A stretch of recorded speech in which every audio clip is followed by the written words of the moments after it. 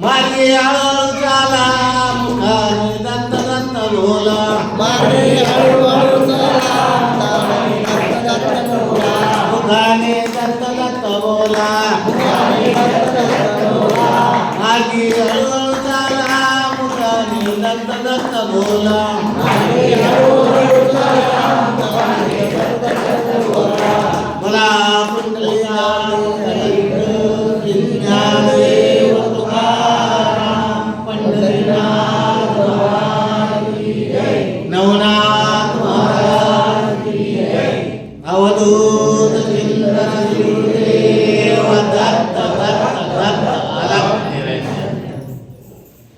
आज धर्मनाथ बीज आहे आणि धर्मनाथ बीज हे आपण दरवर्षी साजरी करतो. पण आपण दरवर्षी साजरी का करतो याचं कारण बी माहिती असायला पाहिजे. याचं कारण असं आहे, बऱ्याचशा लोकांना धर्मनाथ काय तुकाराम बीज काय याच्यातला भेदभावाचा फरक कळत नाही. म्हणून या ठिकाणी थोडं तुटक्या शब्दामध्ये मी आपल्याला माहिती सांगणार आहे. धर्मनाथ बीज ही तुम्ही म्हणाल कधीपासून चालू झाली किंवा तुकाराम बीज ही आधी चालू झाली की धर्मनाथ बीज आधी चालू झाली, हा फार मोठा प्रश्न आहे. तर धर्मनाथ बीज ही तुकाराम बीजीच्या आधी चालू झालेली आहे. तुम्ही म्हणाल त्याचं कारण का, तर त्याचं कारण असं आहे, तुकाराम महाराज 1600 ते 1700 जन्माला आले, म्हणजे अवताराला आले. आणि त्यांच्या कार्यानुसार ती 1700 तुकाराम बीज सुरू झाली. तसं धर्मनाथ हे एक राजा होते. ते नाथपंथामध्ये त्यांनी प्रवेश केला. त्याच्या पाठीमागं अनेक कारणं होते, म्हणून त्याला राजाला वैराग्य प्राप्त करून घ्यावं लागत होतं. आणि ते कलियुग 396 वर्ष पूर्ण झाले, म्हणजे कलियुग लागून 396 वर्ष झाले, तेव्हा धर्मनाथ जन्माला आले. आणि त्या धर्मनाथाच्या कार्यानुसार धर्मबीज ही सरासरी 400 वर्षापासून सुरू झाली गणनेच्या हिशोबाने. म्हणजे धर्मनाथ बीज ही तुकाराम बीजीच्या अगोदरची चालू आहे. मग ती धर्मनाथ बीज म्हणजे काय, का करावा, कशासाठी केली आणि याचं कारण काय, याचा लाभ काय, हे सगळं आपल्याला माहिती असायला पाहिजे. ही माहिती बऱ्याचशा लोकांना नाही. बऱ्याचशा ज्ञानी विज्ञानी पंडित अशा लोकांना देखील पूर्णपणे माहिती नाही. धर्मनाथ बीज म्हणजे काय बऱ्याच लोकांना माहीत नाही. आणि बऱ्याच लोकांना धर्मबीज नाथ पंथातील एक धर्मनाथ नावाचा राजा होता.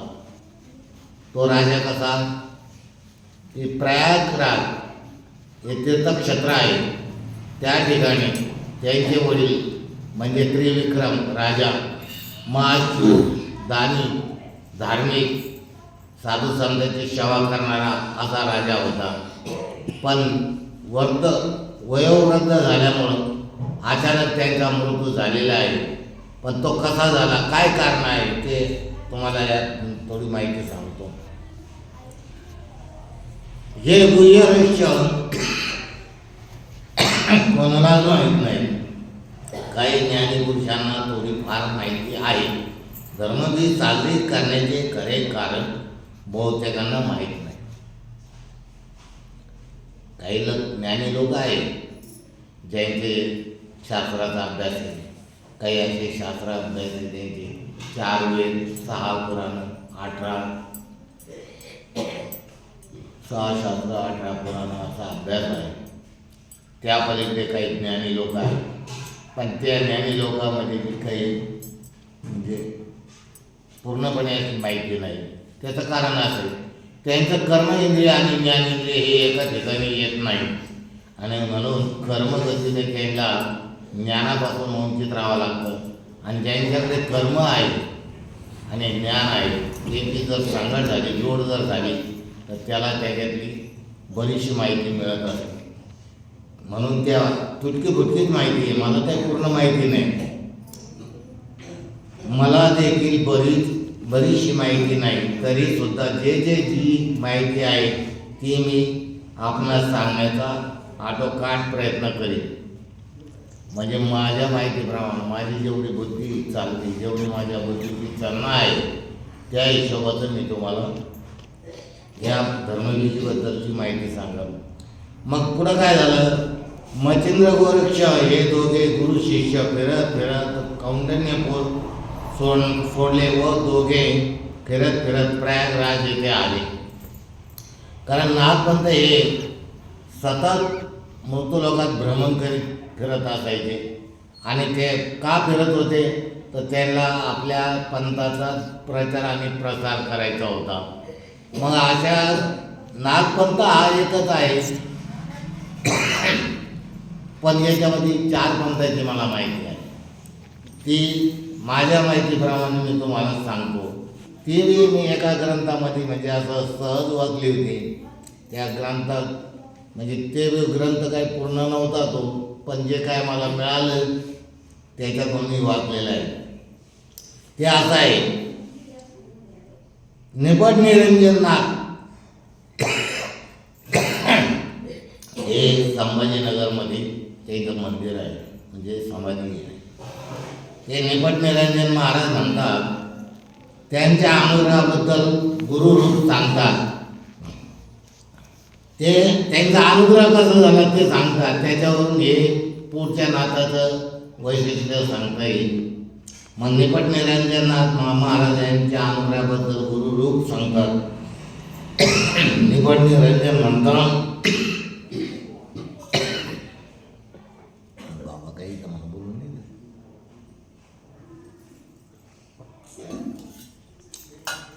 ते असं सांगते त्यांच्या अनुग्रहाबद्दल, देवगिरी गुरु पाया संतन जमाव जमाव महान प्रसाद पाया. अनुग्रहाचा आता नागपंथात अनुग्रह कसा होतो, पहिला त्याला बोध उपदेश केला जातो, त्याच्यानंतर त्याला अनुग्रह होतो, तेव्हा तो नागपंथाचा बनतो, त्याला नागपंथात प्रवेश मिळतो. म्हणून ते निपट निरंजन महाराज सांगत्या की सगळे साधू संत त्या टायमाला दौलताबाद इथं किल्ल्यावर यांना सगळ्यांना दत्ताने स्वप्नरूपाने आमंत्रित केलं आणि त्या ठिकाणी मला देखील स्वप्न पडलं आणि त्या स्वप्नरूपाने मी त्या ठिकाणी गेलो. पण तिथं तो अनुग्रह जो होता तो मोठा विचित्र होता. तिथं त्या नागपंथात प्रवेश करणाऱ्याची कसोटी होत होती. मग ते सांगू लागले, जगसई म्हणजे काय सांगतात, सगळ्या संतांचा जमाव त्या ठिकाणी झाला आणि तिथं महाप्रसाद करण्यात आला त्या साधू संताला. जगसई निराला आहे, गोम बिच्छू साप गिरगुट खेकडा मिलाया खडे में लिया पकाया घुमाई घुमाई. आता ही कसं इच्छू खेकड पाक काय ते असं 5 प्राणी त्यांनी दत्ताने धरायला लावले आणि ते एका पातेल्यामध्ये शिजून काढले. त्याचं असं गरगट केलं आणि ते गरगट ज्या ज्या लोकांना नागपंथामध्ये प्रवेश करायचा आहे त्या ठिकाणी त्याला ते पिण्यासाठी दिलेलं आहे अमृत. तर त्या ठिकाणी एकनाथ महाराज देखील होते, निपट निरंजन होते आणि संत होते तिथं, म्हणजे ज्यांना नागपंथाचा म्हणजे त्या नागपंथामध्ये प्रवेश करायचा असे लोक होते. त्या ठिकाणी एकनाथ महाराज म्हणले, काय साप चूक खेकड वगैरे हे सगळं हिंसक आहे आणि याला आपण प्राशन करायचं, याने का आपल्याला ज्ञान प्राप्त होणार आहे. म्हणून त्या ठिकाणी ते वंचित राहिले. पण निपट निरंजन हे निश्चय करून आलेले होते आणि त्यांनी ते प्राशन केलं. गुरु प्याला आहे संतन में बारी बारी सबसे चढ़ाई कुमारी भय भूल को निवारी चरपट मौला निपट के पट.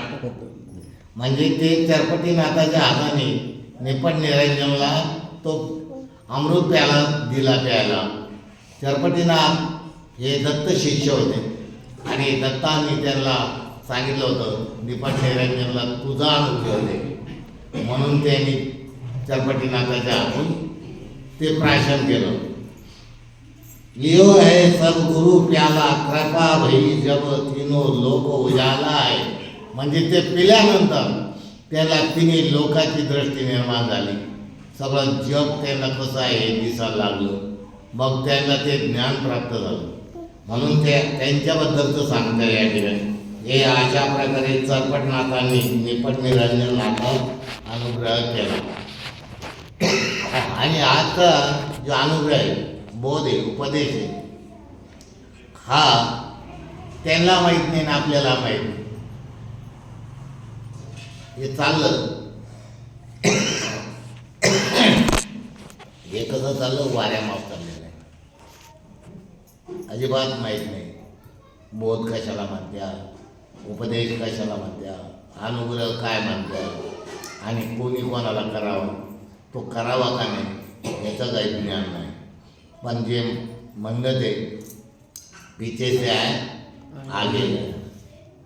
जे परंपरा चालत आली ती पुढं चालणार आहे.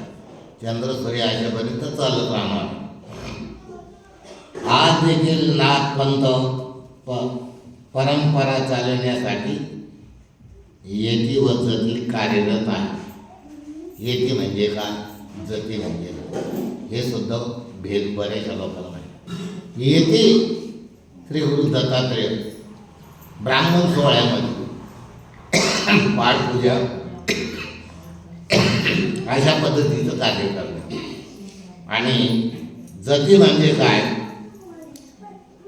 म्हणजे 16 परिधान करून दत्तपूजन करतात. जती म्हणजे नाथपंथ म्हणजे तंत्र मंत्र यंत्र जाणणारे. म्हणजे साध्या भाषेत सांगायचं मंत्रतंत्र करणारे म्हणजे जादूगार. जती यांच्याकडे ह्या विद्या असत्या. तशी श्री गुरु दत्तात्रेय त्यांच्यापेक्षा भरपूर विद्या आहे, पण विद्येचा वापर करत नाही ते. म्हणून ते पूजापाठ सोहळ्यामध्ये राहणं आणि समाजाची सेवा करणं. म्हणून यांच्यामध्ये हे दोन पद्धत झाली, येती आणि जती. तंत्रमंत्र जाणणारे येती ब्राह्मण 16 पाठ पूजा निपुण व नवनाथाची उत्पत्ती वृषभ ऋषीपासून झालेली आहे. वृषभ नावाचा ऋषी होता. त्या ऋषीला 100 मुलं होती. त्यापैकी हे नवनाथ अवतारी आहे. आणि ह्या नवनाथ अवतारी म्हणजे त्यांनी अनेक वेळेस भगवंताच्या कार्यासाठी त्यांनी अवतार घेतले. आता तुम्ही म्हणाल कुठले अवतार घेतले? मत्स्य कच्छ पशु वरा नरसिंह वामन हे सगळे 9 अवतार भगवंताच्या कार्यासाठी त्या नाथांनी केले. आणि त्या ठिकाणी भगवंताला त्यांनी सहाय्य केलं. म्हणून नाथ हे भगवंताच्या फार नजीकचे आणि जवळचे आहे.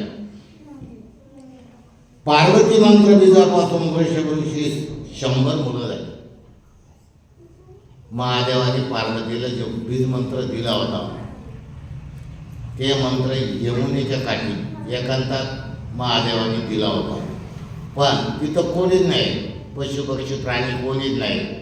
पण तिथं त्या यमुनेमध्ये मासे होते. आणि त्या माशीच्या गर्भात हे कवी नारायण म्हणजे मच्छिंद्र गर्भामध्ये होते. त्याने तो पार्वती ब्रह्मलीन झाली म्हणजे निद्रिस्त झाली. आणि बाकीचं जे काय ते मंत्र त्यांनी ऐकले. आणि महादेवाने विचारलं तू पूर्णपणे हा बीज मंत्र ऐकला का? तेव्हा त्या पाण्यात असलेल्या माशीच्या पोटातून मच्छिंद्रनाथाने होकार दिला. हो देवा मी ऐकला. तेव्हा अंतरी आम्ही पाहिलं अरे माशीच्या पोटात कवी नारायणानं अवतार घेतलेला आहे आणि हा बीज मंत्र त्यांनी ऐकला. मग महादेवाने त्यांना काय सांगितलं, वयाच्या 5व्या वर्षी तू बद्री केदारनाथाला ये. त्या ठिकाणी तुला मी बोध उपदेश आणि अनुग्रह करेन. बरोबर आहे. मग तो बोध अनुग्रह केला त्यांनी. केव्हा? बद्री केदारनाथाला गेलं, तपाला बसला, 12 वर्ष तप केलं आणि मग तो बोध उपदेश. आज तुम्हाला जप नाही, तप नाही, अनुष्ठान नाही, पारायण नाही. तुम्हाला वारे मा तुमचे गुरु खूप श्रेष्ठ, त्या गुरुला त्यांचे गुरु खूप श्रेष्ठ, ही परंपरा.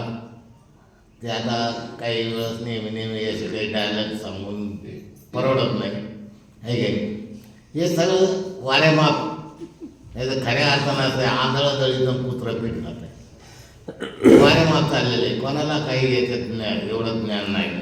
म्हणून नवनारायणचं तप निपुण असल्याने भगवंत कार्यासाठी मृत्यू लोकात वेळोवेळी अवतार कार्य करणे, दीनदुबळ्याची सेवा करणे, त्याबरोबर भगवंताच्या भक्ताचे संरक्षण करणे हे नाथकार्य आहे.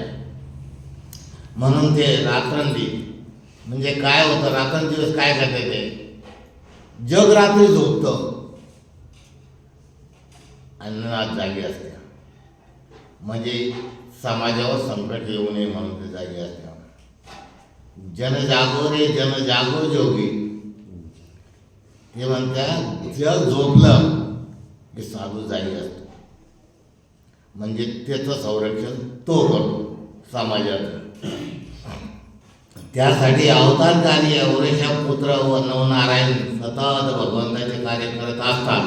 आताच वर नवनाथ नारायणाची नावे सांगितली, ती नावे आता फक्त सुरुवातीला एक नाव सांगितलं होतं मच्छरनाथाचं, आणि आता पूर्ण लोकांना माहीत नाही अवतारी किती, सिद्ध किती आणि सिद्ध केलेले किती, काहीच अनुमान नाही कोणाला.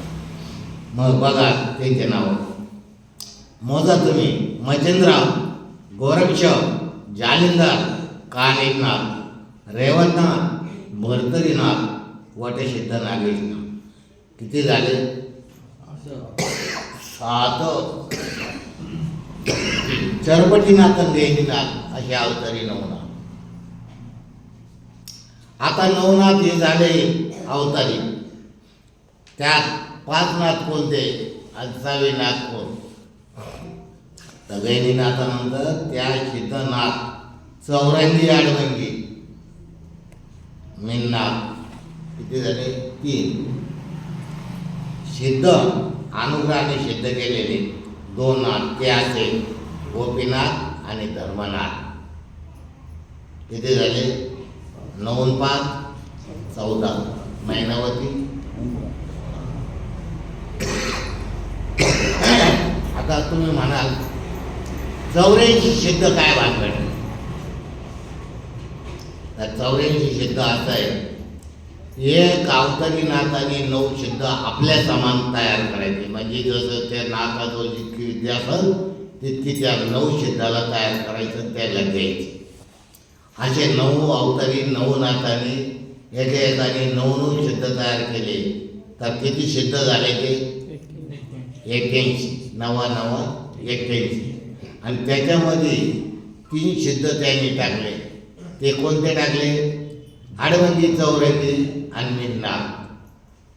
किती झाले? 81 3 84 सिद्धाचा मेळा तयार केला. मग तो 84 सिद्धाचा मेळा कसा होता? सगळे जती होते, ते सगळ्याकडे साखळी विद्या होती. ती कोणामुळे मिळाली? तर ती फक्त केवळ आणि केवळ मच्छिंद्रनाथामुळे मिळाली. ती कशी मिळाली?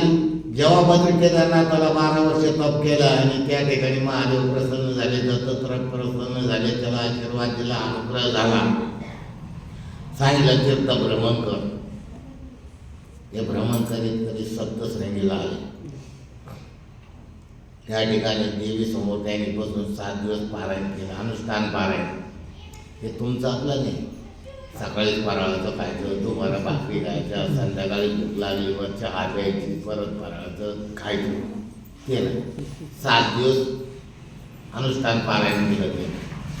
आणि सप्तश्रृंगी प्रसन्न झाले. म्हटले मच्छिंद्रनाथा, मी तुझ्यावर प्रसन्न झाले, तुला काय लागतं ते माग. ते म्हणलं मला असं धोंदवलं ते माझे तळ गडगच भरला पाहिजे, बस मी पूर्ण संभाजी नगरावर राज्य करीत असं ते. असं मागितलं का? नाही. मग त्यांनी काय मागितलं? मला जनसामान्याची सेवा करायची आहे, त्यासाठी मला सावळी विद्येचं कवित्व करायचं आहे, म्हणून मला तुझा आशीर्वाद पाहिजे. माते तुम्हाला साह्य हो. ती म्हणले आता याला साह्य व्हावंच लागत, आपण तर शब्द दिले.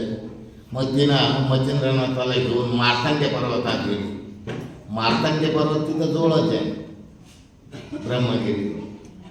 मग त्या ठिकाणी अदृश्य म्हणजे गुप्त असलेला नंदी, काचीचा काचकुटिका नंदी दृश्य केला आणि त्या नंदीला सांगितलं नागवृक्ष वल्ली जी आहे ती दृश्य कर. आणि त्या नागवृक्ष वल्लीवर 33 कोटी देव, 52 जादू जे काय असेल ते जादूचे दैवत यथा मसवा नरसिंह म्हणजे आठवडी 52 काय जे असेल ते जादूचे दैवत याला सांगितलं की याला आशीर्वाद द्या. त्याने आड घातलं. या ठिकाणी समोर जे शतकुंड दिसते म्हणजे 100 पाण्याचे कुंड ते उकळत्या पाण्याची आहे. या नागवृक्षवल्लीची एक एक फांदी त्या कुंडात टाकली चालायची. ज्या उकळत्या पाण्याची वेल हिरवी राहील तिथं याने स्नान करायचं उकळत्या पाण्यात. म्हणजे याला मूर्छा नाही, म्हणजे बेशुद्ध होईल. तरी सुद्धा याने आदित्य नावाचा मंत्र जप करावा, मग आम्ही याला साह्य होतो. असं त्यांनी 6 महिने ह्या जरा घालून हे साबरी विद्या तयार केली आहे की. आणि आपण ती सहज म्हटली तर आपण पुस्तक विकत घेऊन वाचतो. साबरी विद्याची पुस्तकं ठेवली होती का त्यांनी, कष्ट करावं लागायचं, त्याला घसावं लागतं, त्याला झिजावं लागतं, तेव्हा ही विद्या प्राप्त होते. आणि हे पुस्तकां वाचायचे रात्री वाचायचे, दिवसा लोकांना दम द्यायचा. तुझे बताओ क्या, मैं क्या कर सकता है, मैं बाबा हूँ. मग बाबा आहे का बाई आपल्याला काय गेलं, कारण हा धर्म तो नाही. तर तुम्ही जर समजा नागपंथामध्ये प्रवेश केला, ते घसले झिजले तर त्याचं फळ तुम्हाला काय भेटलं, जनसेवेचं. आणि जनसेवा जर केली तर तुम्हाला काय भेटत, शेवट मोक्ष पद भेटत. तो पद पद ह्या पदाने तो अमर होईल. म्हणजे पुनर्जन्म पुनर्मरण, परत त्याला ये आणि जाय होणार नाही.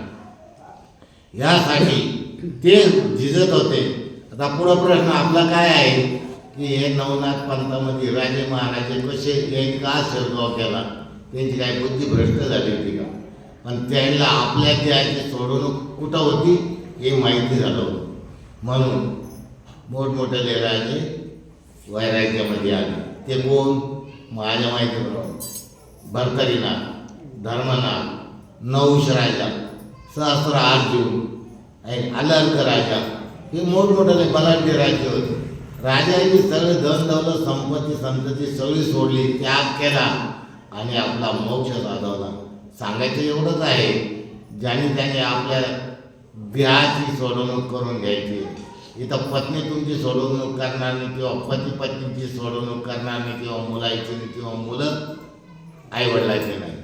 फक्त मार्गदर्शन करतील, काकुती येतील, सांगतील असं करू नका, या मार्गाने चला, तुमच्यामुळं आम्हाला काहीतरी संस्कार मिळाले, अशा गोष्टी होऊ शकतात. पण प्रत्येकाने आपल्या देहाची सोडवणूक करण्यासाठी कुठं जावा, कोणाचे पाय धरावा, कोणाला शरण जावा हे समजून घ्यायची गरज आहे. मग गोपीचंद राजा नाथपंथात दीक्षा घेण्याआधी गोपीचंद राजाची आई मैनावती आपल्या मुलाला बोध उपदेश करते. आणि ऐकासारखं आहे, ग्रहण करा, अनुग्रह करा, चित्त लावून ऐका. ती राजाची आई मैनावती गोपीचंदास उपदेश करते. तो असा, मैनावती आपल्या मुलास गोपीचंद राजास बोधात उदाहरण देते. कोणाचं उदाहरण देते? बिभीषणाचं. बिभीषण कोण? रावणाचा भाऊ, कुंभकर्णाचा भाऊ, म्हणजे राक्षसी कुळात जन्माला आलेला बिभीषण. ते काय म्हणते त्या आपल्या मुलाला, आपण आपले पावे हित सारासा. बाबा दुसऱ्याचं नको पाहू, मला रागवाय भावाचा गुरु पाहिजे, असा पाहिजे, तसं द्याचं. आपल्या हित करायचं असेल तर आपला आपण सारासार विचार करावा. कसा करावा न पहाय वंश केला रघुनंदन. कोणी केला? विभीषणाने. रघुनाथ चिरंजीव झाला विभीषण. पाहतो नारद वैष्णव कसा झाला. उदाहरणं सांगू लागली आपल्या मोद्याला.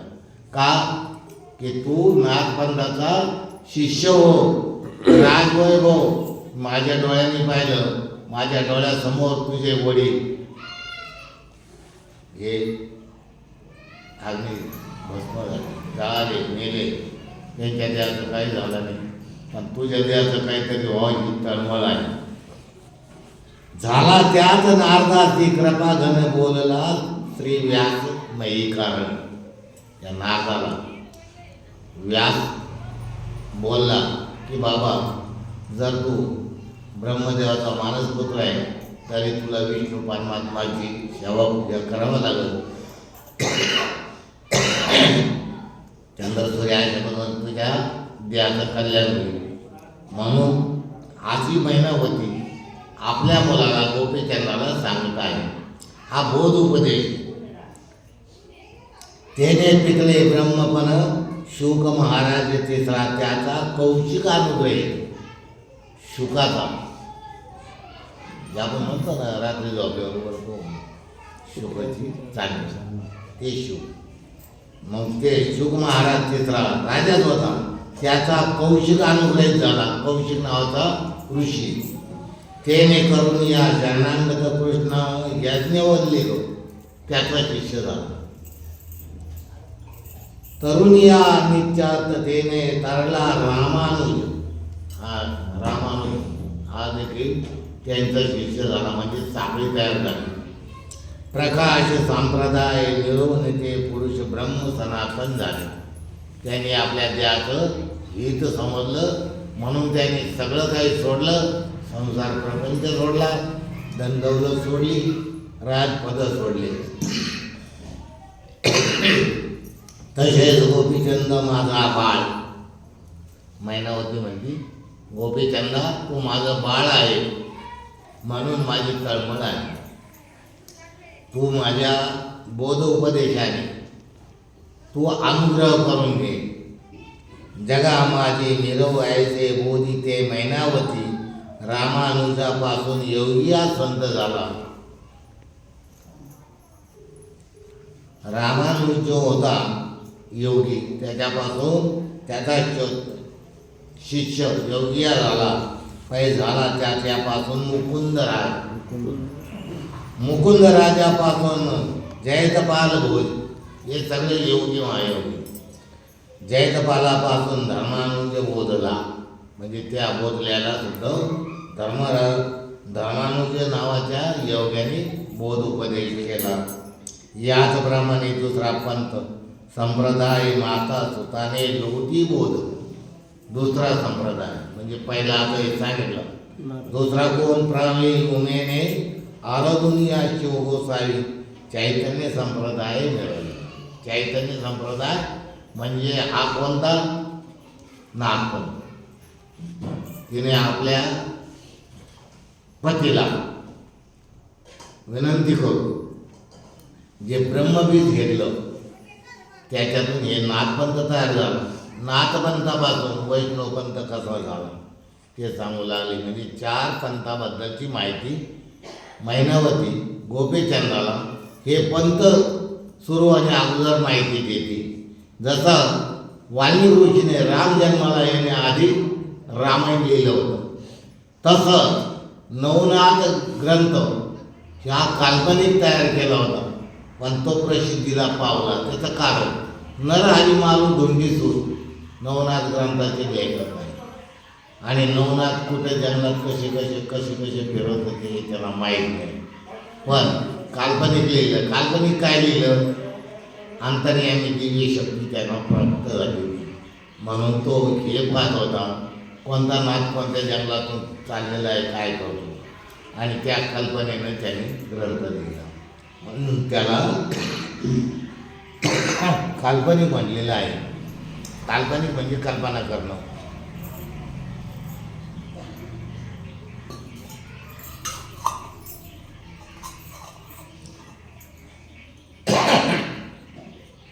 त्याने बोधिला कपिल नामी आणि राघव चैतन्य स्वामी, राघवाचा ब्रह्मचैतन्य नेमी आणि तयाचा केशव चैतन्य, केशव चैतन्याचा बाबा चैतन्य, तयाचा तुकाराम धन्य धन्य. इथवर बीजीचं काय कारण ते तुम्हाला सांगायचं होतं.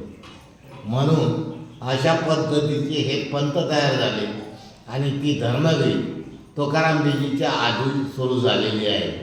पण हे असं बोध उपदेशानुसारच सुरू झालेली आहे. म्हणून तुकाराम महाराजाला बाबा चैतन्याच्या बोध उपदेशाने अमर केलं. म्हणजे आज चंद्रसूर्य असेपर्यंत तुकारामाचं नाव आहे. तसं धर्मनाथाचं नाव गोरक्षामुळं आहे. त्याचं काय कारण ते तुम्हाला सांगायचं म्हणून आज माहिती मिळावं म्हणून तुम्हाला सगळ्याला बाबा तुकाराम महाराजापर्यंत हे चैतन्य आणि त्याची बीज कोणाची होती, जो कार्य करतो, जे चैतन्यमय होतं, जो जनतेची तळमळ करतो, त्याच्यासाठी भगवंत असे काही पद्धतीचं कार्य निर्माण करतो. म्हणून या ठिकाणी चैतन्य संप्रदाय उत्तम संतगती मिळवते. यापरी तिसरा संप्रदाय महाश्रेष्ठ म्हणते. सस्वरूपामय तरी प्रथम बोधिला कमलोद्धव हंस रूपे. कमलोद्धव कोण? ब्रह्मदेव.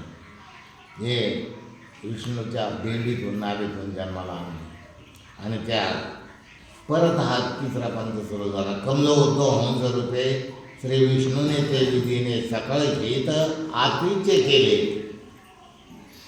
आत्रीने घेतले सकळ पंथ. आत्रीपासून झाले दत्त आणि दत्तापासून झाले नवनाथ. बरोबर. नवनाथापासून झाला वैष्णव पंथ. तयापासून नाथ सकळ यापरी संप्रदाय पाय. यापरी संप्रदाय चौथा नंदमहिता आहे. तुझ्यापासून या याज्ञवल्लिक पाय. ब्रह्मवेता मिरवला तयापासून राजा सहजानंद. सहजानंदाचा कुर्म अवतार प्रसिद्ध कुर्माने उपदेशिला ब्रह्मानंद.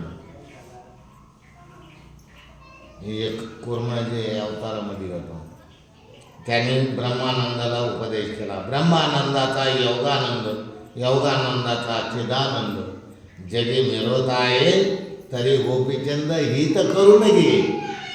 हा बोध उपदेश आणि अनुग्रहापर्यंत मैनावती आपल्या मुलाला हे सांगत आहे.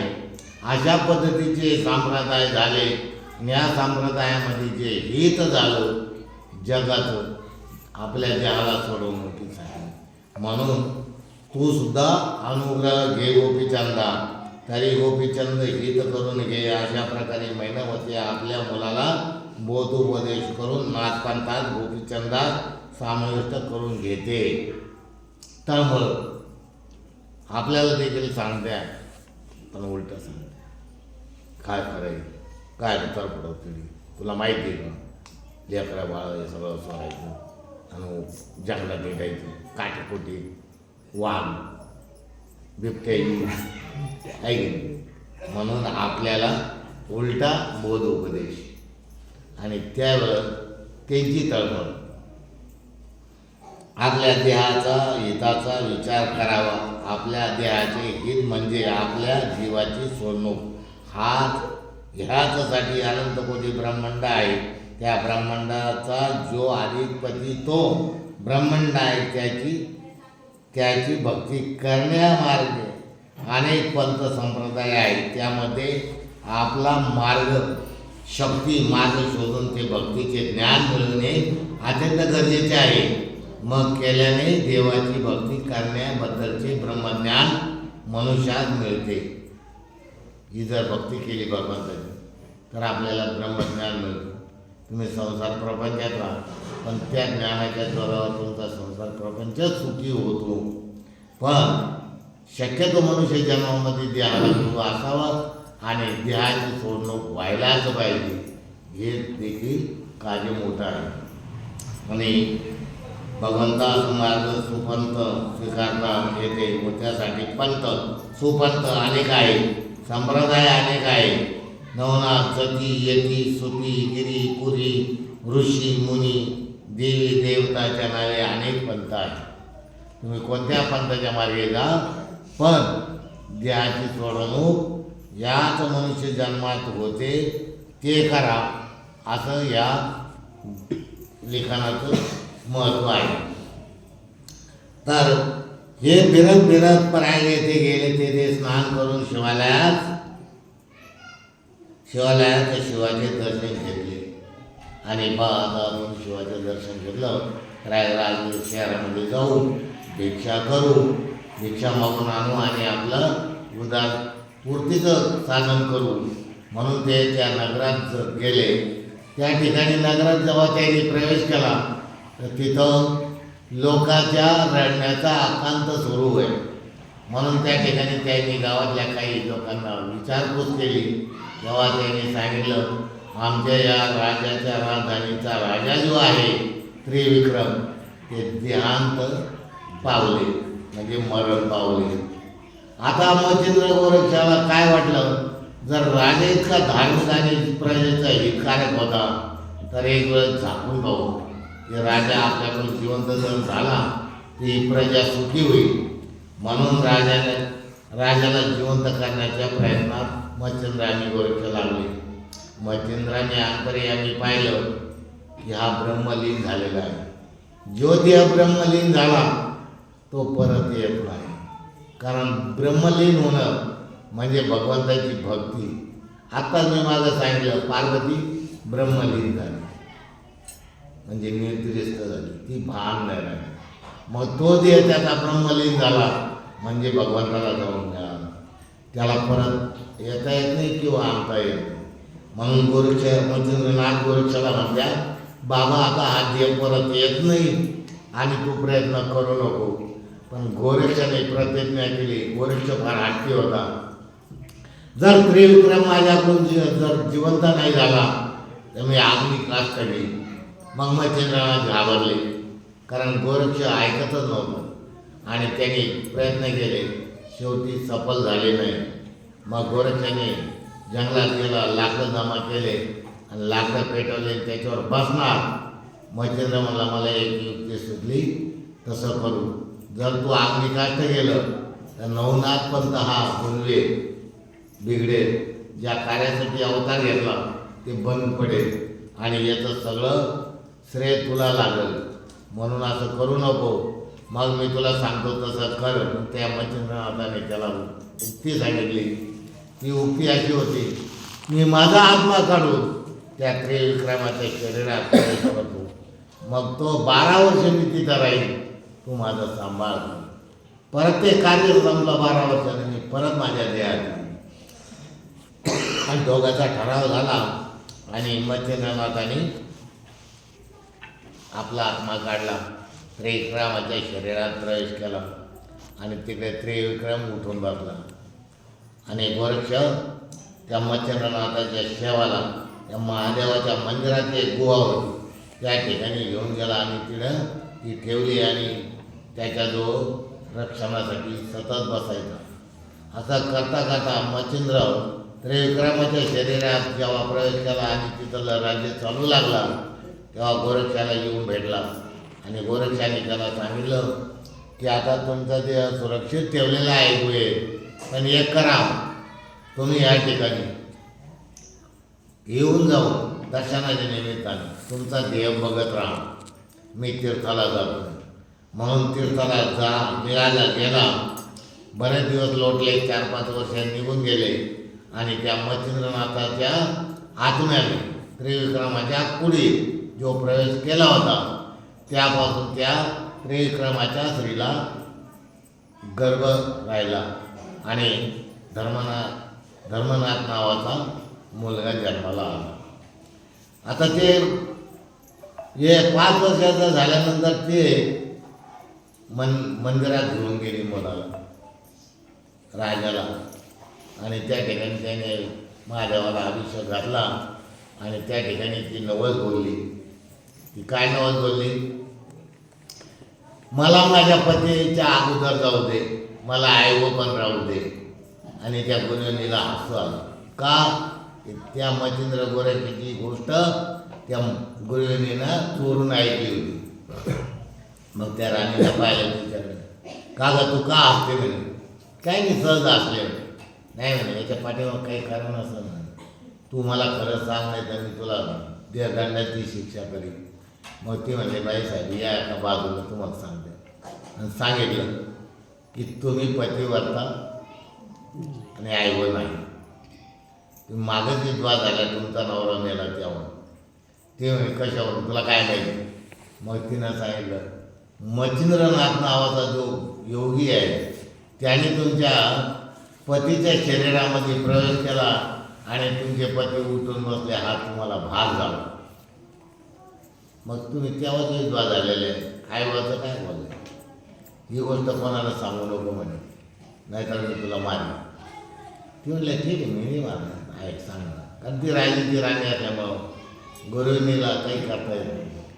आणि मग तिनं विचार केला, भरपूर विचार केला. शेवटी काय विचार केला, या मच्छिंद्रनाथाचं जे शिव त्या महादेवाच्या मंदिराच्या खाली भुयार घरात गुहे ठेवलेलं आहे ते काढलं. 2-4 साथीदारने जंगलात त्याचे तुकडे तुकडे करून फेकून दिले. आणि तिचा जो भ्रम होता ते आता याचे तुकडे तुकडे करून फेकून दिले. आता याला परत जाण्यासाठी शरीर नाही, तर हा कुठे जाऊ शकत नाही. आणि आपलं आई पण समाजामध्ये राहील. बरोबर आहे? असं करीत करीत बरेच दिवस निघून गेले. ते आनंदाने वागू लागले. 12 वर्ष पूर्ण झाले. गोरक्ष त्या ठिकाणी आला आणि गुरुजीला धाक पडला. गुरुजी म्हणजे आता गोरक्ष आला आणि तो आता त्याचं शरीर कुठे पाहिलं ना, तो पाहिलं तर आपल्याला तो जबाबदार धरणार का? आपल्याला माहिती ती कोणालाच नव्हती. मग आता काय होईल म्हणून ती राजवाड्यात धावत गेली. राणीला सांगितलं, 12 वर्ष झाले गोरक्ष आला, आता ते शरीर कुठे आहे तुम्हाला विचारेल तेव्हा मी काय सांगू? ते काय सांगते मी, तू सांगितलं तर त्या रात्रीला तिथं जाऊन मी त्याचे तुकडे तुकडे करून जंगलात फेकून दिला. किडे कटकाने सगळ्यांनी हिंसक प्राण्याने ते खाल्लं बी असं नाही. आता काय तू काय करशील, मी काय? पण मच्छिंद्रनाथाचं शरीर चिरंजीव होतं, चिरंजीव आहे, आज बी आहे. आता ज्यांनी पाहिलं असं त्याला माहिती आहे, ज्यांनी पाहिलं नाही त्याला त्याच्यावर भरोसा पडणार. माईंच्या पर्वतामध्ये जिथं मच्छिंद्रनाथाची समाधी आहे, आज ते आपल्यासारखे बसलेले, अंगावर त्वचा तसे, केस तसेचे, जणू काही असं वाटतं मच्छिंद्रनाथ आपल्या संग बोलत. अशी समाधी आहे, संजीवन समाधी आहे आज पण. आणि मग एक वर्षाला माहिती होतं आपले गुरु चिरंजीव, त्यांच्या शरीराचा काही नाश नाही, कोणी कीटक त्याला खाऊ शकत नाही. मग त्या टायमाला पार्वती जागी झाली आणि मोठ्याने ओरडली, हे भाऊ जागे व्हा, महादेव जागे व्हा, तुमचा पुत्र मच्छिंद्रनाथ याच्या शेवाचे तुकडे तुकडे त्या त्रिविक्रमाच्या राणीने केलेले आहे. आणि तुम्ही जर समजा ते जर कैलासात नेऊन सोडले तर त्याच्या शरीराचं संरक्षण होईल. म्हणून त्या ठिकाणी 72 कोटी चामुंडा पाठवल्या. किती? 72 कोटी. तिचं नाव नाही, 72चं नाव नाही बरं का, 72 कोटी चामुंडा होत्या. नाहीतर तुम्ही काय म्हणाल, एका मोमिडाच्या घरी पाहुणे पाहायला आले आणि त्याला जमीन जमला काही नव्हता, घरदार होतं थोडं बरं, आणि ते पाहुणे पाहायला आले ते म्हणे, कुछ तुमको खेती भी है क्या बात कर रहे बोले, ये पूरी खेती आपने बोले, अब बहुत खेती है बोले, 100 एकड़ जमीन है बोले अपनी. अरे बच्चे देने कोई हरकत नहीं बोले, बैल कितने चलते होंगे, क्या बात कर रहे बोले, 80 चल रहे बोले और तमाम बैठे बोले.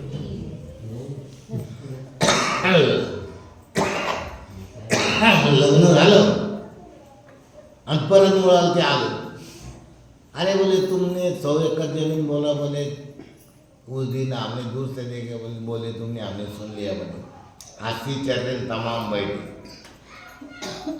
हाँ बोले काय बोले बोले हम बैल का गोटे में बांधे चलो बोले बता तर ते तमाम जे ते बचल होतं आणि आजची होतं ते मेलं होतं. ते बैलाच नाव होते, एखादं नाव आजची होतं आणि एखादं नाव तमाम होतं.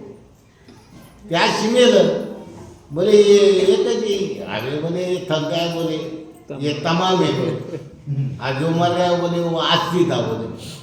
मैंने झूठ नहीं बोला बोले तमाम चल रहे और ऐसी बैठे. तशी गोष्ट आहे त्यांची आनंद तमाम बैठे आस्ती मर गए आणि पुरी ठेकी आपली आणि ती सगळी शेती पटायची होती. त्याला गुंडा करता ज्याला फेकता येईल त्याला फेकायची. तर या पद्धतीचं हे कार्य नागपंथात चालत नाही. मग अंतर्यामी शक्तीने बघितले की त्रिविक्रम राजा ब्रह्मलीन झालेला आहे आणि या ब्रह्मलीन झाल्यामुळं मच्छिंद्राला तो त्याला जिवंत करण्याचा अधिकार नाही. म्हणून मच्छिंद्रनाथाने अशा पद्धतीचं प्रकरण केलं आणि ते त्याचे जे तुकडे तुकडे हे चामुंडाने कैलासात नेले आणि सांगितले वीरभद्राला की याला सांभाळ. जेव्हा याचा शिष्य गोरक्षनाथ येईल तेव्हा त्याच्या स्वाधीन कर. पण वीरभद्राला मच्छिंद्राचा राग होता, चामुंडाला देखील राग होता आणि त्या 72 कोटी चामुंडा जे आहे त्यांना मच्छिंद्रनाथाने आणि वीरभद्राला त्याच्या डोक्यावर पर्वत ठेवला होता. म्हणून त्याला तो राग होता.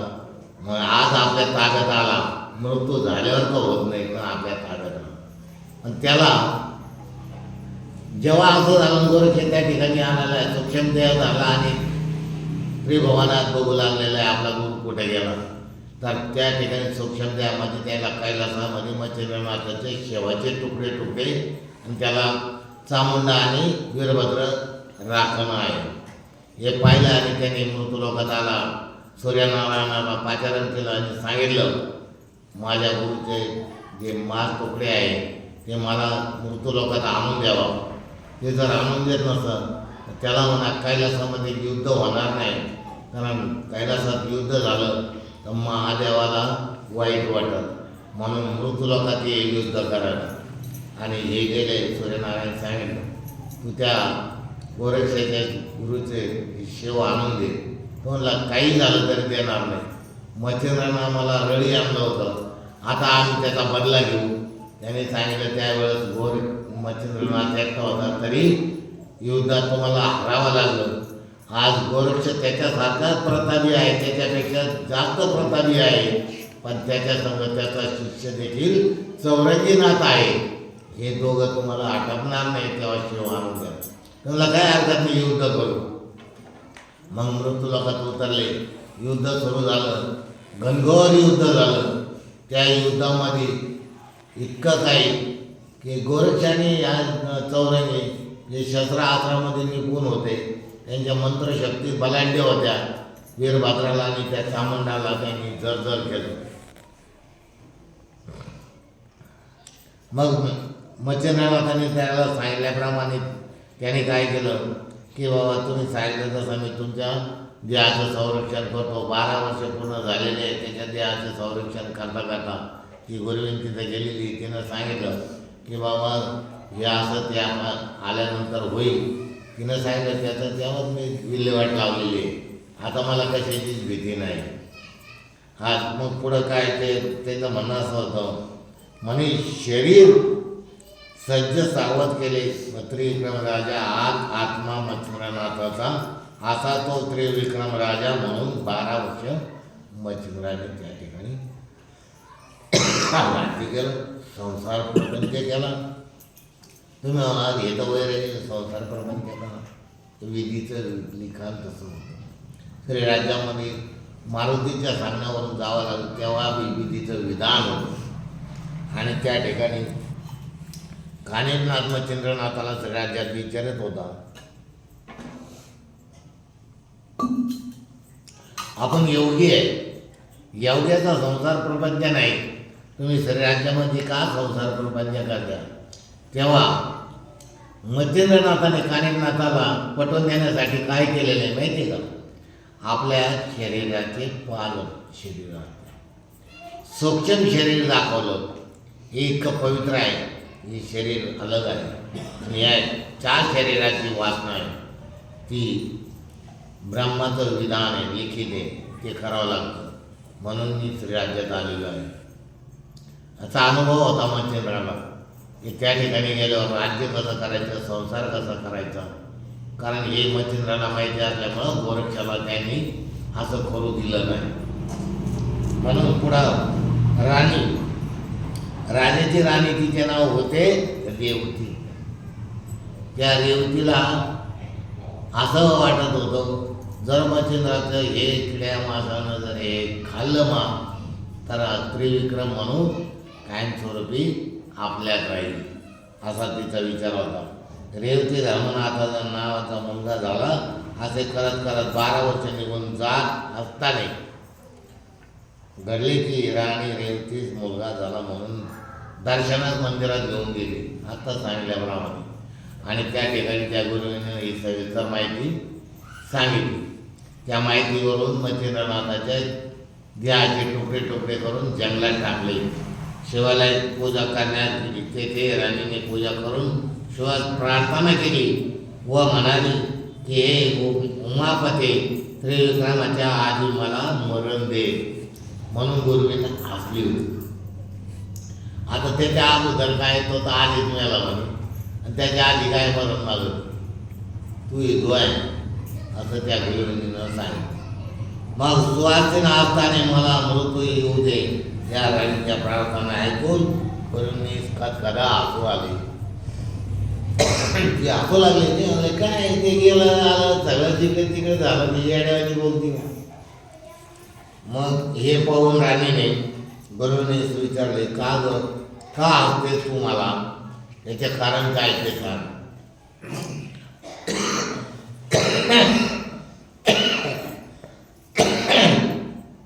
असे गुरुने संवचन दिले व गुरुने सर्व हकीकत सांगितले की राजा त्रिविक्रम हे मृत्यू पावले व त्याच्या शरीरात मच्छिंद्रनाथाने प्रवेश केला. आणि त्या मच्छिंद्रनाथाने प्रवेश केला तेव्हा तो धर्मनाथ झाला. आणि त्या धर्मनाथाला राजाच्या राजगादीवर बसविलं. आणि मच्छिंद्रनाथ परत आपल्या शरीरामध्ये कसे गेले ते पुढं सांगतो. आत्मा सोडून राजाची कुडीमध्ये प्रवेश केला आहे तेव्हा तुमच्या बोलण्याचे असे हसू आले की विधवा असून सुवासिन म्हणवितात म्हणून मी हसले, बाकी माझं काही हसायचं कारण नव्हतं. मग राणीने गुरुंनी अशी जिकर करू नको म्हणून दम भरला. आता हे कोणाजवळ बोलू नको, जर बोलले तर तुला ठार मारेल. 5 वर्षानंतर राणीने मच्छिंद्राचे शेवगू येथून रानात नेऊन त्याचे तुकडे टुकडे करून जंगलात विखरून दिले, फेकून दिले. जंगलात फेकून दिले व मग पार्वती जाग आली. आणि मग पार्वती शिवास जागे करते आणि सांगते तुमच्या मुलाचा घात झालेला आहे, तुम्ही आता सावध व्हा. तेव्हा महादेवाने आणि पार्वतीने त्या वीरभद्राला त्यांच्या चामुंडाला पाचारण केलं आणि मच्छिंद्रनाथाचं शेव कैलासात घेऊन गेले. त्यानंतर कोटी चामुंडा एकत्र जमा झाल्या व त्यांनी जंगलात फिरून मच्छिंद्रनाथाचे शरीराचे तुकडे जमा केले, कैलासात घेऊन गेल्या व महादेवाचा मानसपुत्र वीरभद्र याच्या स्वाधीन मच्छिंद्राचे शरीर केले.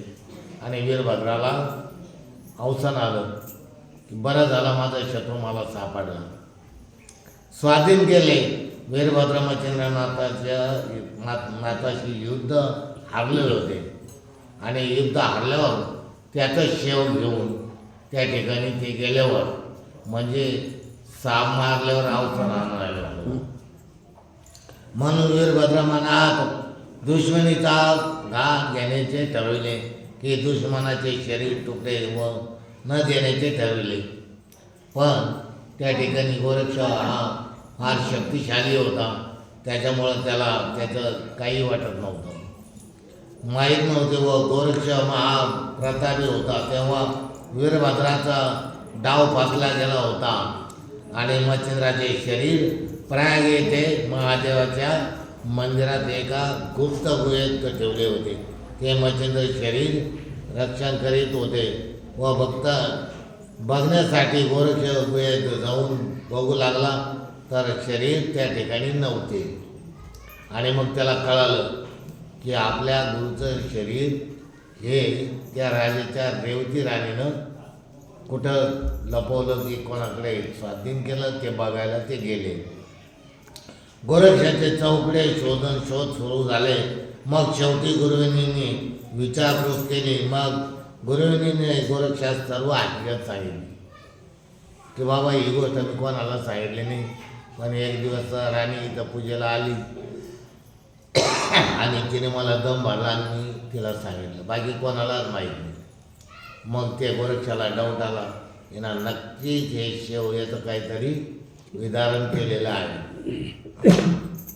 त्या राणीने रेवतीने या मंदिरातून दर्शनास येऊन आली होती. तिने देवात साकडे घातले होते व साकड्यात हसले ते. राणी रेवती म्हणाली, का ग तू मला हसलीस आणि मी तुझ्या हसण्याचे कारण व सांगितल्यास मी दंड करीन, जर नाही सांगितलं दंड करीन, सांगितलं माफ करीन. राणीचा विरोध करण्याचे मन होत नव्हते, कारण राणी होती. कारण तिचा विरोध जर करायला जावा तर गुरुविनीनं त्या ठिकाणी तिने जिवंत मारलं असतं.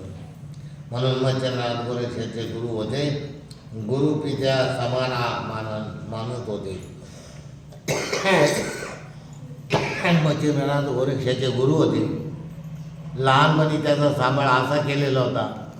गोरक्ष गौरी भस्मात तयार झाले होते, कारण एका स्त्रीला ते भस्म दिलं होतं आणि तिनं ते उकारड्यावर फेकून दिलं होतं.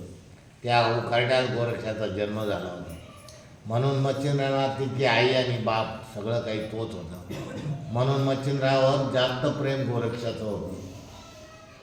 मच्छिंद्राच्या कोणत्याही गोष्टीमध्ये तो सहभागी असायचा. शोध वेगळ्या मार्गाने करण्याचे ठरवले. मग आपल्यासोबत शिष्य होता तो चौरंगी.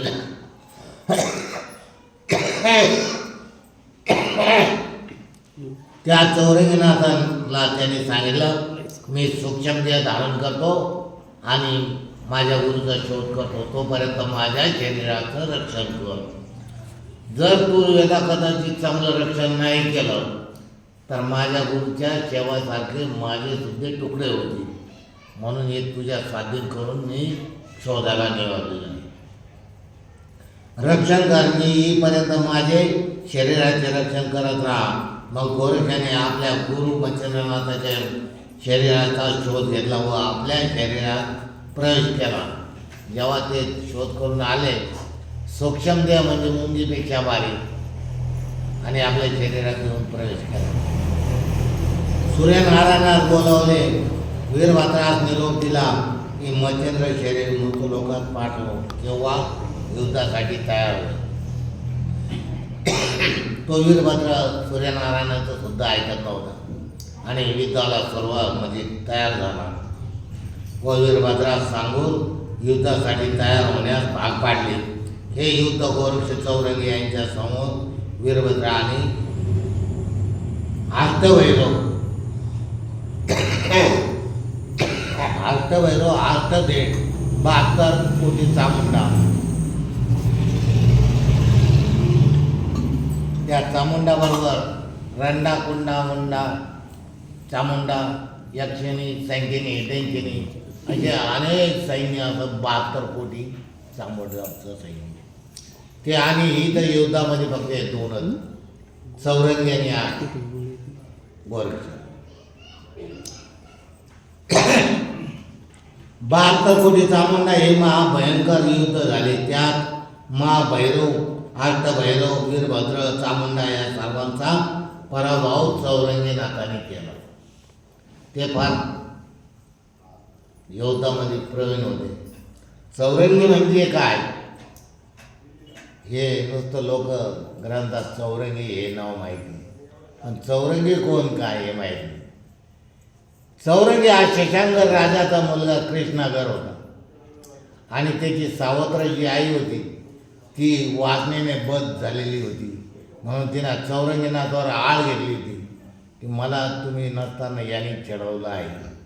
म्हणून राजाने त्याला चौरंगावर चव्हाट्यामध्ये आणून त्याचे हात आणि पाय तोडले होते.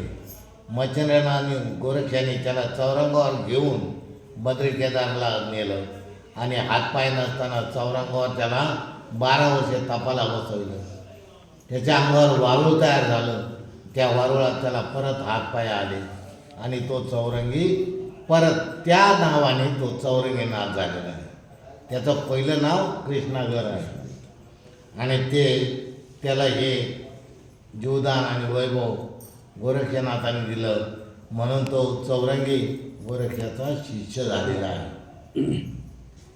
यांना दारुण पराभव करून वीरभद्रा जाळून भस्म केले होते. पण हे महादेवास समजले, महादेव प्रगट झाले. महादेवाने नम्र भाव दाखवून विनंती केली तेव्हा गोरक्ष म्हणाले, मला माझ्या गुरुचे शेव पाहिजे. तुम्ही जरी देवाधिदेव महादेव आहे पण मी ऐकणार नाही. मला माझा गुरु प्रिय आहे आणि तो मला मिळाला पाहिजे. शेव छेदन केले व आणून द्या व वीरभद्र ज्या ठिकाणी भस्म झाला त्याच्या हस्ते माझ्याकडे ओळखून आणून द्या. त्यांनी गोरक्षांनी त्याला वीरभद्राला जाळून भस्म केलं होतं. त्या ठिकाणी अनेक राक्षस तयार केले होते. ते राक्षससुद्धा जाळून टाकले. युद्धामध्ये जे रथी महारथी होते संपूर्ण गोरक्षाने मंत्रशक्तीने जाळून टाकले. अनुग्रह म्हणून मी संजीवनी मंत्राने वीरभद्रा जिवंत करतो, पण माझ्या गुरुचं शेव आणून द्या. तेव्हा महादेवाने मच्छिंद्राचं शेव गोरक्षाच्या ताब्यात दिलं आणि मग त्यांना सांगितलं, तुझ्या वीरभद्राचे हाडं जे जळून राहिले ते माझ्याकडे आणून द्या, ते मी त्याला जिवंत करतो. मग महादेवाने वीरभद्राचे हाड हस्ती गोरक्षनाथास दिल्या. संजीवनी विद्येने वीरभद्रा जीवदान दिले. त्या हाडावर गोरक्षाने संजीवनी मंत्र टाकले. वीरभद्र परत तयार झाला, उभा झाला आणि तो म्हणू लागला, कुठे तो गोरक्ष, मला दाखवा, मी त्याला ठार मारतो. महादेवाने त्याला सांगितलं, आता बस कर. तो त्या टायमाला मच्छिंद्र एकटा होता, तो तुला आटपला नाही. आज या ठिकाणी मच्छिंद्र जरी नसल आणि गोरक्ष आणि त्याचा शिष्य महाप्रतापी आहे, ते तुला आवरणार नाही आणि नागपंथ संघ युद्ध करू नको. हा नागपंथ फार कठीण आहे. मग तू त्यांना सहाय्य होतो आणि त्यांना मदत कर. तेव्हा हे युद्ध थांबलं. मच्छिंद्र गुरुचे शरीर मिळवले. मग मच्छिंद्र आत्मा स्वतःच्या शरीरात प्रवेश करून सावध झाला. मग ते शरीराचे तुकडे होते, त्याच्यावर मंत्र टाकल्यावर शरीर तयार झाले. त्या शरीरामध्ये मच्छिंद्रनाथाने आपला प्रवेश परत केला आणि मच्छिंद्रनाथ त्या ठिकाणी परत जिवंत झाला. गोरक्षनाथाने धर्मनाथास अनुग्रह केला व नागपंथाची दीक्षा देऊन धर्मनाथास ब्रह्म सनातन केले. का केले तर त्या धर्मनाथाच्या या अवताराकरता मच्छिंद्र गोरक्षाला अनेक संकटाला तोंड द्यावा लागलं. त्या संकटामुळं धर्मनाथ तयार झाला. त्याला बद्री केदारनाथाला पाठवून 12 वर्षे तप करून त्याचं माउंड केलं आणि त्या धर्मनाथाची बीज त्या ठिकाणापासून चालू झालेली आहे. सर्व साध्वी विद्या शिकवून नागपंथाची दीक्षा पूर्ण झाली. 12 वर्षे तपास बद्री केदारनाथास पाठवून तप 12 वर्षे पूर्ण करून घेतले. तेव्हा नागपंथात मिरवले, मौंदे केले. त्याच वेळा सर्व देव, गंधर्व, सूर, असुर, मानव या सर्वांनी मच्छिंद्र गोरक्षास विनंती केली. काय विनंती केली की दरवर्षी धर्मनाथाची बीज व्हावी. प्रत्येक वर्षी धर्मनाथाची बीज व्हावी.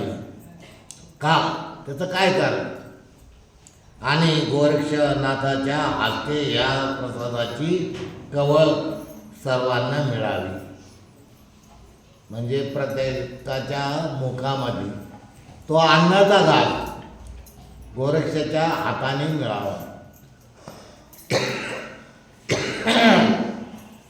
आता तो गोरक्ष त्या ठिकाणी कसा, म्हणजे हे जे अन्न तयार झालं तर ते गोरक्ष रूपाने तो वाढतो आणि सर्व लोकांना ते धर्मनाथ बीजेचं प्रसाद मिळतो. सर्वांना मिळावं आणि धर्मनाथ बीजेचे व्रत गोरक्षनाथाने सर्वांना समजून सांगितले. काय व्रत आहे बा, काय का करावं आहे, मग ते गोरक्ष सांगतात.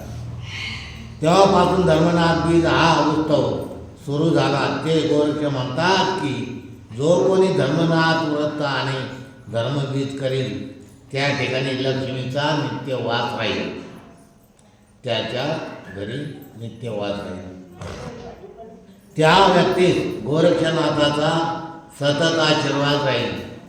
जी व्यक्ती गोरक्ष कवळ घेईल, प्रसाद येईल, सतत गोरक्ष त्याला आशीर्वादामध्ये ठेवील.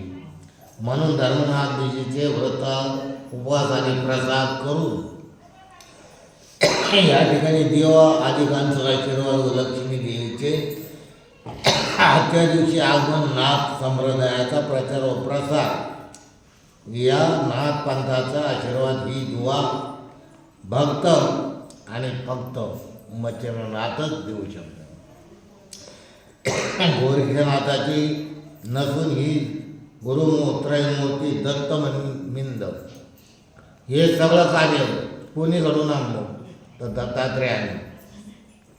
मच्छिंद्र हे गोरक्षाचे गुरु आणि दत्तात्रेय हे त्यांचे सद्गुरू.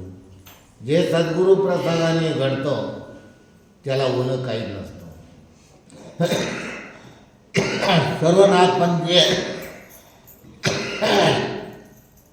सर्व नाथपंथी आशीर्वाद आहे. म्हणून मी आप्पा बाबा उर्फ आनंदनंद आपणा सर्वांना विनंती करतो, प्रार्थितो की धर्मबीज साजरी करत जा. सर्वांना धर्मबीजेचा लाभ घेऊ द्या. व्रत उद्यापन करा व आज दिवस गोड आनंदाचा साजरा करा. त्यामुळे आपण सर्व श्रीगुरु दत्तात्रेयाची कृपा पावा. कारण हा संप्रदाय जतीने येते. हे उमाबीज इथून सुरू झालेलं आहे आणि हे तयार होत असताना मैनावती आपल्या मुलाला गोपीचंदाला हा उपदेश करते. आणि हे भाकीत कसं असतं, जसं वाल्मिक ऋषी राम जन्म याने अगोदर रामायण लिहितात त्याच पद्धतीचं हे भाकीत मैनावतीच्या तोंडून संप्रदायाचं निघालेलं आहे. म्हणून हे जसं पुढं घडलं तसं त्या नाथपंथाला करावं लागलेलं आहे. श्री गुरुच्या सामर्थ्याचा गुण गण गौरव म्हणून आनंद उत्सव या दिवशी ज्ञान ब्रह्मज्ञान यांच्या शिकवणीने जो ज्ञानप्रकाश आपल्या जीवनात ज्ञानाने उजाळा मिळत आहे. म्हणून शिष्याने गुरु पौर्णिमेचे गुरुचे गुणगान ज्ञानाचा गौरव इतर पुढे ठेवून आनंदास पारावार नसावा इतका आनंद व्यक्त केला माऊलीने श्री गुरु दत्तात्रेयाने या दिवशी धर्मनाथ बीजेचा. म्हणून या मनुष्य जीवास गुरु करून घेणे इतके गरजेचे आहे की जीवन जगण्यासाठी गुरुज्ञानाची गरज आहे. आणि गुरुज्ञानामुळं काय होतं, आपल्या दैनंदिन जीवन जगण्यासाठी आपल्याला जे काही ज्ञान अधिक असतं त्या ज्ञानाच्या जोरावर आपण आपल्या देहाचं हित करून घेऊ शकतो. महत्त्वाचे मनुष्य जीवाचा गुरुने केलेल्या उपदेशात व बोध घेऊन कसे मरावे व कसे जगावे या पद्धतीचे ज्ञान प्राप्त होते. आपण मरायचे, काही लोक म्हणतात मरण आलं तर बरं होईल, मरत नाही, नुसती म्हणजे मरण आलं तर बरं. काही बाया तर असं म्हणत्या मी होते म्हणून याच्या हाताखाली टिकले, याची कदर मी काढू झाली. माझ्या ठिकाणी दुसरी असती ना इतक्या दिवसात आग लावली असती. आणि बरोबर आहे बाहेरचं म्हणून माणसं बी लय त्रास देते हो बाहेर. आता एक माणूस माझ्यासारखं खोडीचं होतं लय त्रास द्यायचं की बाईला दसपूस लवकर शेतात ये आलं तर म्हणायचं ओबडवर करून आली. ती कदरून गेली वाळून गेली बिचारी काही ना ती ना. तिला भेटली ज्योती मॅडम सारखी चाप्टर बाई तुझं नाव नाही घेत भेटली ती काय झालं वाळून गेली. ती काय करून त्याची काही कदर साधी करून म्हणे मी तुला गुरुमंत्र देते. आपल्या अंगी 36 गुण राहतात. एक गुणाचा नखरा त्याला दाखवच. कसं काय दाखवू. तिनं सांगितलं तिच्या कानामध्ये कानगुण झालं उद्याच दाखवते म्हणलं. ते म्हणे लवकर ये भाकरी येऊ. ते चला पुढे आले तू. तिनं बाजरीची भाकर पिठलं केलं आणि एक तवली घेतली रे गाडी आणि नदीच्या पलीकडे त्यांचं शेत होतं. तिथे त्या नदीमध्ये नाईक लोक आदिवासी लोक मासे धरीत होते. ते म्हणे बाबा मासे काय तुला त्याचा झाला सौदा. ती म्हणे पाय जिवंत मासे घेईन मी तुझ्याकडे. तो म्हणे तुला मरेल एक मासा मी देणार पुरे जिवंत. त्या तवलीत पाणी घेतलं 1 किलो मासे घेतले जिवंत मासे. ते तवलीचं तोंड बांधलं गेली. त्याची नांगरी इकडे चालली इकडे मागं जाऊन बसली. अहो घ्या म्हणे जेवून. तर म्हणे थांब मी असं मुलडून आणतो म्हणे मग जेवू. मग तिनं त्या नांगटीमध्ये तवली पुरून टाकली. ते त्याची नांगरी ते बैल आले तिकडून त्या बैलाची खोराचं ठोकर लागली. तवली फुटली मासे नांगटीत पांगले. ते म्हणे अरे पळ पळ पळ नांगटीत मासे निघले. अहो बाया म्हणे आता नका जेवू म्हणे मासे करू करते म्हणे घरी जाऊन. हे कोच घडी मासे आणले तिनं नदीत फेकून दिले घरी येऊन बसले.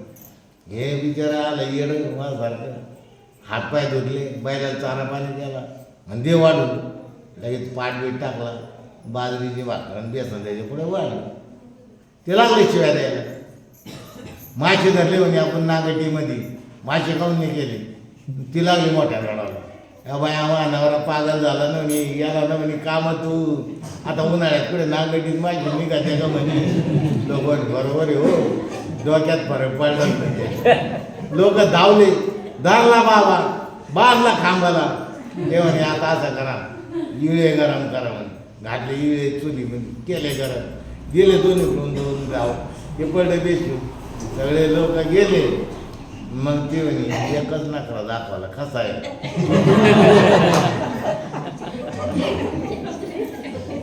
अजून तर 35 शिल्लक आहे म्हणे. ते म्हणे आयुष्य पुढे जाऊ दे पण आता या नखरेच्या पुढे नखरा दाखव.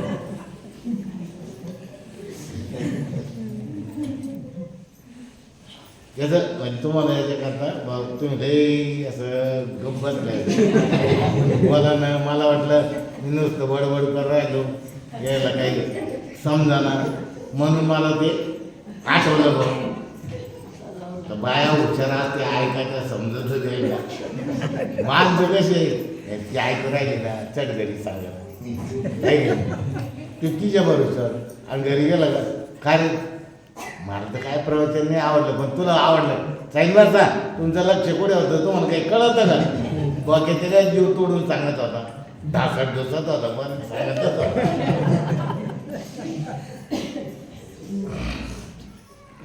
कसे मारावे कसे जगावे याबद्दलचे ज्ञान प्राप्त करून देतात. ते फक्त ज्ञानी गुरुचा व कशा प्रकारचा गुरु व कसा असावा. गुरु भावाचा निज भाव गुरुदेवाचा निज देव. गुरुजन गुरु मन गुरु ब्रह्म सनातन असा गुरु करा. तर त्याला सगळं ज्ञान आहे आणि ते ज्ञान तुम्हाला देईल. तुमच्या द्यायचे सोडणूक होईल असा गुरु शोधून करावा म्हणजे आपल्या मनुष्य जन्माचं सार्थक होतं. गुरु सगुण निर्गुण गुरु आत्मनिरंजन जणू म्हणे अवघे गुरु गुरुविन नाही तोडू असा गुरु जीवात लाभावा.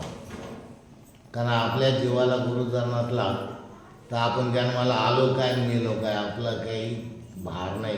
आपण भूमीला भार पण या ठिकाणी आपण काय जन्माला आलो. मनुष्य जन्माचाच वाचा आहे. बोलण्याचा अधिकार आहे. सुख दुःख सांगण्याचा अधिकार आहे. मग आपण आपलं दुःख कोणाला सांगावं तर त्या गुरुला सांगा, गुरु आपल्याला मोक्षापर्यंत नेईल. म्हणून मनुष्य जन्माला गुरु असायलाच पाहिजे. तेव्हा गुरुचे गुणगान व गुरुपौर्णिमेनिमित्त उत्सव साजरा करता येतो. का तर गुरु तसा असायला पाहिजे म्हणून हा उत्सव साजरा करता येतो. त्या ठिकाणी गुरुचे गुण आणि कौतुक केलं जातं. त्या गुरुच्या अनुषंगाने आपल्या देहाची सोडणूक होते. आणि त्याचबरोबर नाथपंथाचे धर्मगीत कशा पद्धतीची साजरी करावं, का करावं याबद्दलची जी काही माहिती माझ्याकडे तुटकी फुटकी होती, काही एवढी खास नाही. पण मला जसं रेटल तसं तुम्हाला भेटतं. आणि ज्याला घ्यायचं तर घ्या, देवाला द्यायला आणि पदर नाही घ्यायला. ऐका देवावरून काय चप्पर फाडके देतात, पदर फाटतं पण काही का घ्यायचं जन्मी सगळं खाली त्याला म्हणत्या खोडगळ. तर हे बाई अशी होती, कुठे कोणा तिकडे दही ताक काही झालं का तिनं दही काय चाललं का तो, हां काही नाही. तू कोण इकडे काही नाही म्हणलं, काय चाललं काय नाही विचारा मला तसं ताक देते. तिने काय आणला का घ्यायला काही नाही. तिला बोचे नेहमी येऊन मागत कर पदर, हे नाही केला पदर, हे नाही टाकून दिलं. हे रस्त्यात चाललं गळत, लोक विचारले काय गळत, किंवा नाही खोड गळत. तसं आहे आपलं, आपण किती सांगितलं पण आपल्याला पदर नाही सोयीचा, कशात घ्यावा दही ताक कशात घ्यावा हे माहीत नाही. लोटका आणावा मग त्याच्यात नेता येईल पण पदरात. पण तिला वाटलं ही संधी आपण लोटका आणायला गेलो आणि तिनं दुसऱ्याला देऊन टाकलं तर आपल्याला मिळणार नाही. ती म्हणजे टाक पदरात, हे नाही दिलं होतं. आणि रस्त्यात चाललं गळत, काय गळत खोड गळत. म्हणजे आपल्या चुका अशा आहे आणि ही वेळ परत येणार नाही. म्हणून ह्या वेळेत मनुष्य जन्म आहे आपल्याला आणि तो त्याचा आपण पुरेपूर फायदा घ्यावा. तो जर फायदा घेतला आपल्या देहाचं कल्याण होतं. 1:05 हां काय का पोरं टांगून बसले माझं पाणी आणून समाधान धन्यवादाचं काय ते बोलायचं. काय पटकन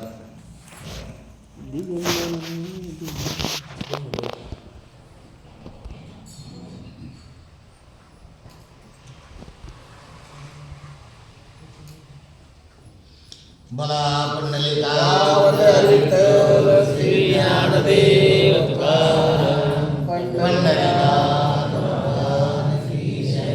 नवनाथ महाराज अवधूत अलग निरंजन.